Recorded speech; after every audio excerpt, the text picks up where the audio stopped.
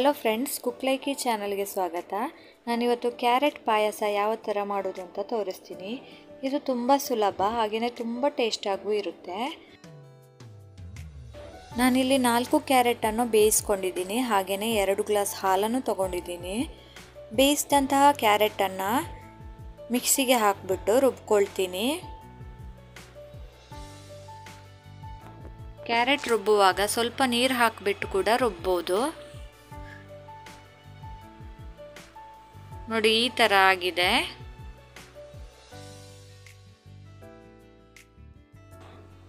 ಈಗ ಒಂದು ಪಾತ್ರೆಗೆ 2 ಗ್ಲಾಸ್ ಹಾಲನ್ನು ಹಾಕಿ ಕುದಿಸ್ಕೊಳ್ತೀನಿ.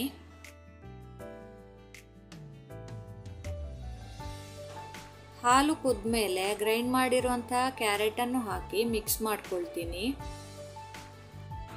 ಸ್ಟವನ್ನು ಲೋ ಫ್ಲೇಮಲ್ಲಿ ಇಟ್ಕೋಬೇಕು, ಯಾಕಂದರೆ ಹಾಲು ಹಾಕಿರೋದ್ರಿಂದ ಉಕ್ಕುವ ಚಾನ್ಸಸ್ ಇರುತ್ತೆ. ಚೆನ್ನಾಗಿ ಮಿಕ್ಸ್ ಮಾಡ್ಕೊಳ್ತಾ ಇದ್ದೀನಿ.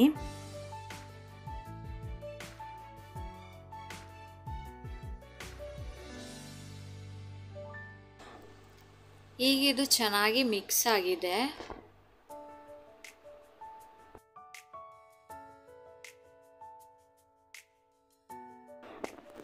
ಇದಕ್ಕೆ ನಾನು ಮಿಲ್ಕ್ ಪೌಡರನ್ನು ಹಾಕ್ಕೊಳ್ತಾ ಇದ್ದೀನಿ.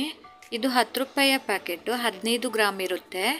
ಮಿಲ್ಕ್ ಪೌಡರ್ ಹಾಕೋದ್ರಿಂದ ಪಾಯಸ ಸ್ವಲ್ಪ ಗಟ್ಟಿಯಾಗಿ ಬರುತ್ತೆ. ಪಾಯಸ ತೆಳುವಾಗಿ ಬೇಕು ಅಂದರೆ ಮಿಲ್ಕ್ ಪೌಡರ್ ಹಾಕುವ ಅವಶ್ಯಕತೆ ಇಲ್ಲ. ಈಗ ಮತ್ತೊಮ್ಮೆ ಇದನ್ನು ಚೆನ್ನಾಗಿ ಮಿಕ್ಸ್ ಮಾಡ್ಕೊಳ್ತೀನಿ.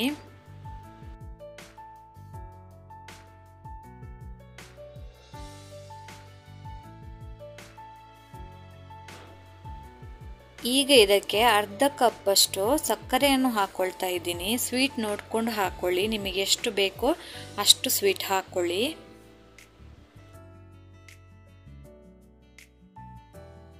ಸಕ್ಕರೆಯನ್ನು ಚೆನ್ನಾಗಿ ಮಿಕ್ಸ್ ಮಾಡಿಕೊಂಡು ಒಂದು 5 ನಿಮಿಷ ಕುದಿಯಕ್ಕೆ ಬಿಡ್ತೀನಿ.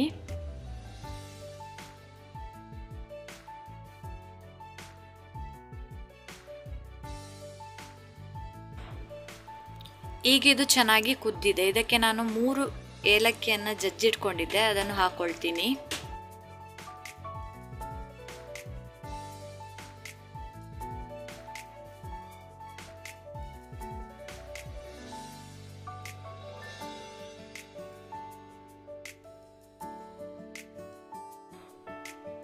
ಹಾಗೆಯೇ ಡ್ರೈ ಫ್ರೂಟ್ಸನ್ನು ತುಪ್ಪದಲ್ಲಿ ಹುರಿದಿಟ್ಕೊಂಡಿದ್ದೆ, ಅದನ್ನು ಕೂಡ ಹಾಕ್ಕೊಳ್ತೀನಿ.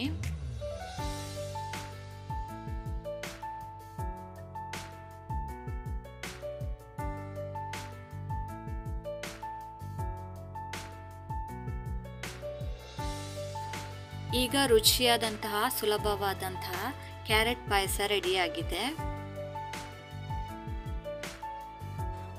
ಇದನ್ನು ಒಂದು ಬೌಲ್ಗೆ ಸರ್ವ್ ಮಾಡ್ಕೊಳ್ತೀನಿ.